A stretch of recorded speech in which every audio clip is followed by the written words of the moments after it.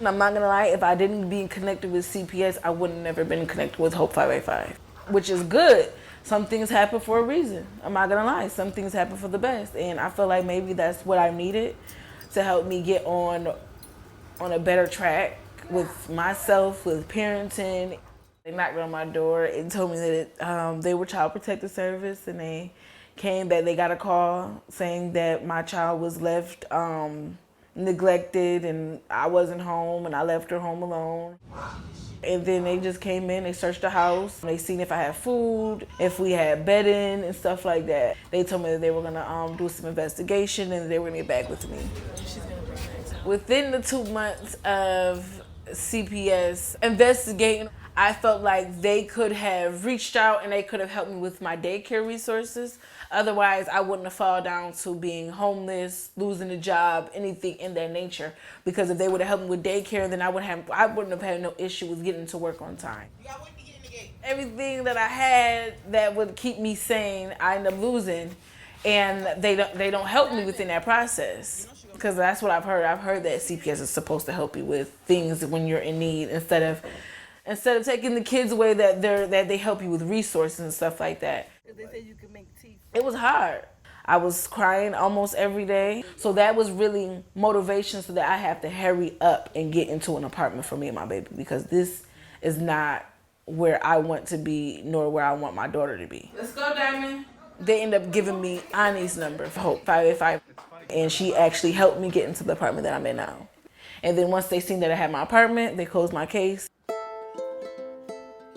It feels great, yes.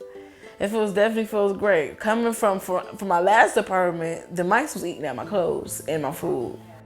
From dealing with that, to being in my own space, to walking around how I want to walk around my house, to let my daughter being able to, whether if we go into the park or she's outside playing with her dog. I thank you, Ani, a lot, because even after this situation, I still could be able to contact her, and if I need help, she still is able to help me with, no matter what, if it's resources or things that I need, she comes out and she helps me. If I was a little bit more organized and figuring out things a little bit, I would never be put back in that position. I felt like I was very unorganized at that time. So at the time I was like, okay, I'm working here.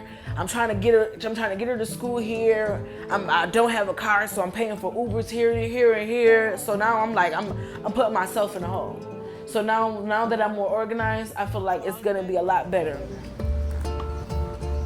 To not end up in this predicament, I just feel like you just have to want better, and you have to see better for you and your kid. You have to know that, especially if you have a child. Better looks like in an apartment, both have our own room, both have bedding, food in the house. If you want to find education for your kids, so they'll never have to end up in that predicament, that's always good as well. I need to go back to school.